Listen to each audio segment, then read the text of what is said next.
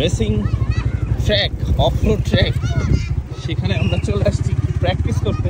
ওই যে সামনে দেখতে পাচ্ছেন খান ভাই, পেছনে অন্তর সাহেব।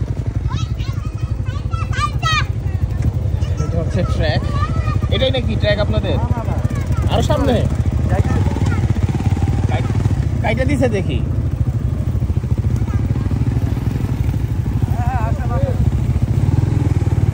আচ্ছা, এখানে ওনারা হয়তো চাচ্ছে না যে এখানে মানুষজন ঢুকুক, এই জন্য মনে হয় কাইটা দিছে। দেখে কি পরিমাণ একটা দুর্গম জায়গা আবিষ্কার করছে খান সাহেব।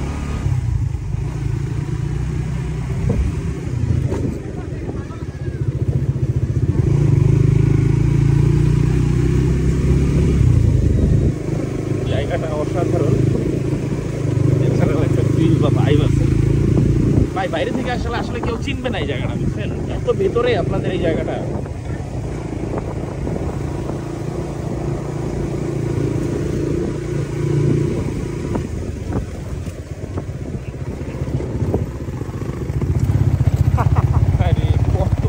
চাপা খেঁচাও কমিটার ছাড়া এখানে আসলে, মানে গার্ড ছাড়া আসলে এখানে উপায় নাই। নামবো স্যার তো উঠবে কিন্তু বেলি পেতে বাইজা যাবে তো।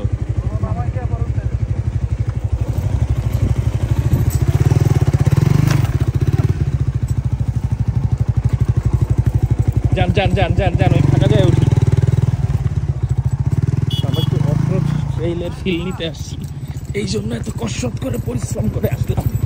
অলমোস্ট আমরা আমাদের ট্র্যাকের কাছে চলে আসছি।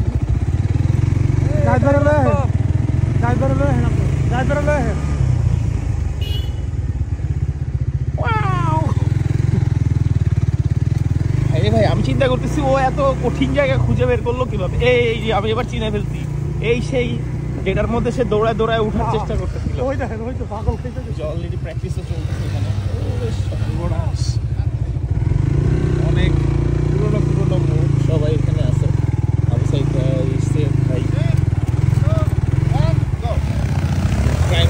ভাই কেমন আছেন?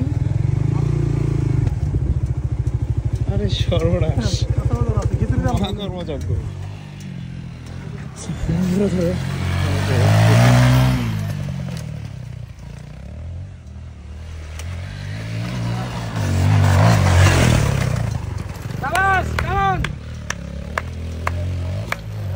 ভালো আছে? দুলাবালি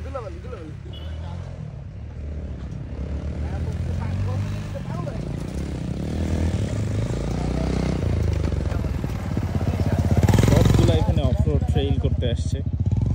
তো আপনাদেরকে জাস্ট একটু দেখাই, ওই যে ভাই কত সুন্দর করে অফরোড করতেছে। তো এটা কিন্তু নিজেরাই তৈরি করে নিছে প্র্যাকটিস করার জন্য। সেখানে সব বাইকগুলো এসে জমা হচ্ছে।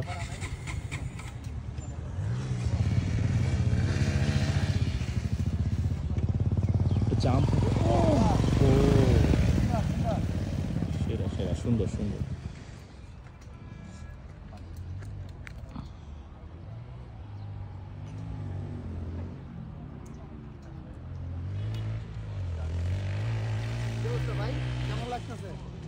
ভাই আমি তো মানে ভিডিওর চাইতে ওইটা অনেক এক্সট্রিম।